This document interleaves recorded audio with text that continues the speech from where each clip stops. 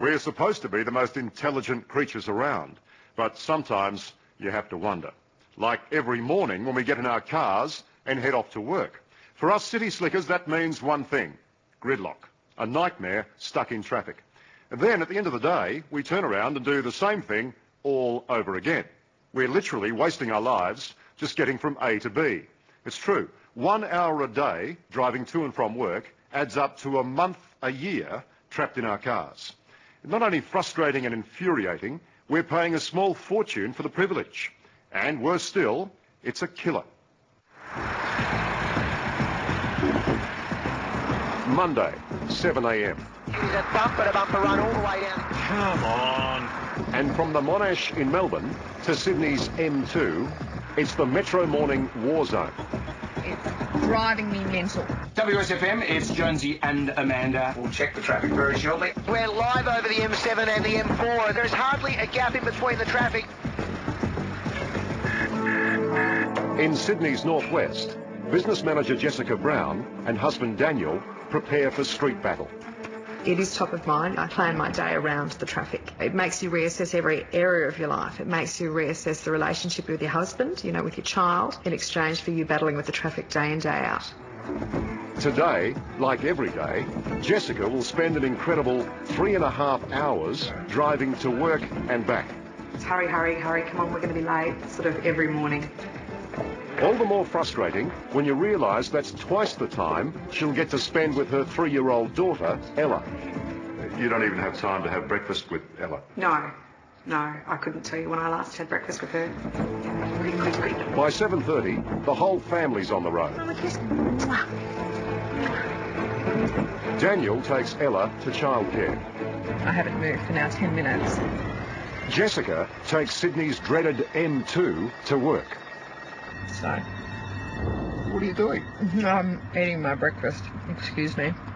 You eat your breakfast in the car every day? Every single day. On the run? Yep. Or not on the run? Except we're not moving. Standing still. And we haven't moved. Without traffic, Jessica can do her 25-kilometre journey in less than 20 minutes. But in the peak, it's an hour 40. Add that up, and over a year, she spends more than a month behind the wheel. That's right, an entire month stuck in this. And not only that, what's most annoying is I'm paying a toll to sit in this gridlock. And not one toll, I'm paying about $17 worth of tolls a day. To do this? Yeah. Why do you do it to yourself? I know. I'm a sucker for punishment. I kind of feel helpless, like there's no alternate. And if I feel this way, you know, imagine how many of my neighbours, my friends, my colleagues also feel this way. The usual delays during the main tunnel. And Jessica's no extreme case. In fact, her story is played out every morning and every night in virtually every Australian city. It's costing us time, money, our health, and the pollution can even kill us. Tell me that's a good deal. Motoring writer and consultant John Cadogan has watched the Aussie commute become a very costly crawl. M5 is slow. King George's Road out. The average peak hour speed dropping as low as an infuriating 30 k's an hour. But we love our cars. We love our big, powerful cars, but the only problem is we're wasting our lives stuck in gridlock in them. All those wasted hours. And how often have you thought it'd be faster on foot? Well, John Cadogan reckons these days you're not far wrong. It's 7:30 on a Monday morning in Sydney, and we're 12 k's from the Opera House. To prove his point, John designed a test. Man against machine. A 6-cylinder family car versus marathon champion Steve Monaghetti. We've got more than 200 horsepower here and less than 1 horsepower here. Both will cover a typical trip to work. 12 kilometres from this northern Sydney suburb into the heart of the city. I should do it in around 50 minutes. 50 minutes? I've only got 12 k's to go from here to the Opera House. I'm going to do that in well under 50 minutes. Good luck. Good luck, Liam. Whoever's at the Opera House first buys a coffee. See you, That's a deal. 3, 2, 1, go!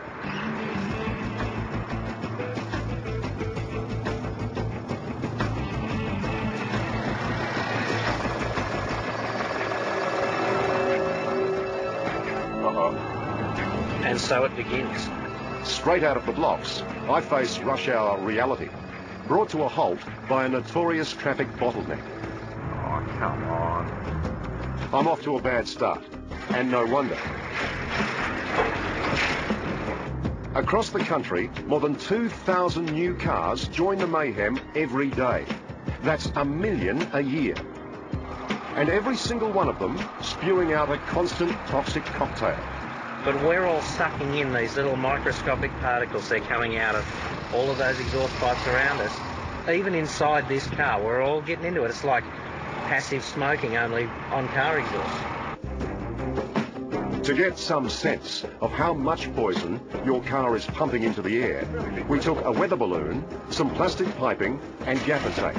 This will show us how much one car pumps out. That's right, and I wouldn't want to be breathing it once we've caught it. Okay.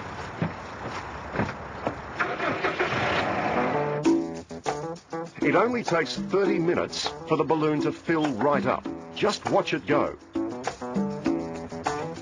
Oh, have a look at that. That's in half an hour. 30 minutes. 30 minutes idling in the traffic. They're all doing it in Gridlock, aren't they? Oh, you're kidding.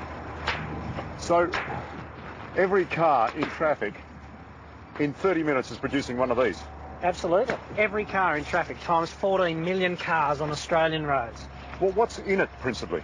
Well, the two things that'll kill you are carbon dioxide, the main greenhouse gas, and carbon monoxide, which is a deadly poison as well. So if we undid this and stuck your head in there, no offence, but you'd be a goner within a couple of minutes. Your head goes in there, it's all over.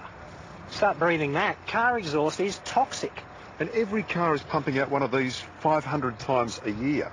72 million balloons like that just from Australia. It's enough to block out the sun. In our cities, 70 to 80% of air pollution comes from cars. So it's not industry, it's cars that are the major cause. Brisbane pollution expert, Dr. Adrian Barnett, has established just how dangerous these toxic fumes are making our cities. The little meter here told us we've got a carbon monoxide reading of about 14, which is 4 over the national limit. So all these drivers and the pedestrians waiting at the lights are sucking in carbon monoxide at 14 parts per million. Well, what does that mean? Well, in Australia, we know, for example, that traffic pollution is responsible for twice as many deaths as traffic accidents. It's causing extra cardiovascular deaths and extra respiratory deaths. And the families of those people killed and the doctors would never know it because it's something that we just never see. In groundbreaking research, Dr. Barnett's also revealed the devastating impact of pollution on unborn babies. Women exposed to a lot of air pollution tend to have smaller babies, and that they're more likely to have a preterm birth, they're more likely to have an earlier birth if you're exposed to a lot of air pollution. It's an important factor. The more you're exposed to air pollution, the smaller your baby will be. 1, 2, 3. For Jessica Brown, pollution is not just a problem on her epic journey to and from work. 10, 1. She's certain it's the cause of Ella's chronic asthma. Their home is just 100 metres from a busy motorway. It's purely relating to the traffic, purely relating to the congestion and the air quality. Is it only since you started living here? Yeah, since I started living here. I think that it's kind of a silent epidemic almost. You know, we all keep going, we must battle on, we must persist. And the fact of the matter is I'm paying a fortune to live near a freeway that's making my family sick.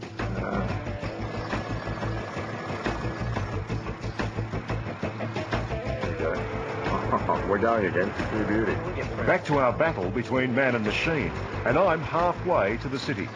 After 6 Ks of stop-start, I'm now making up time. Here he is. Here he is. We've got him. You beauty. We're in front. No, we keep doing this for 5 minutes. Moneghetti's meet. But Steve Moneghetti's slow and steady progress means it's neck and neck. 6 Ks to go, and still anyone's race. How do you reckon we're going? I reckon this is a fantastic run. We're going as well as we can go in a car this morning. No. As well as we can go. I think we're averaging about 25 Ks an hour. Here we go. Stop again. I should have grabbed the paper. Could have read that on the way. Steering wheel should come with a laptop holder. Right? For peak hour traffic only.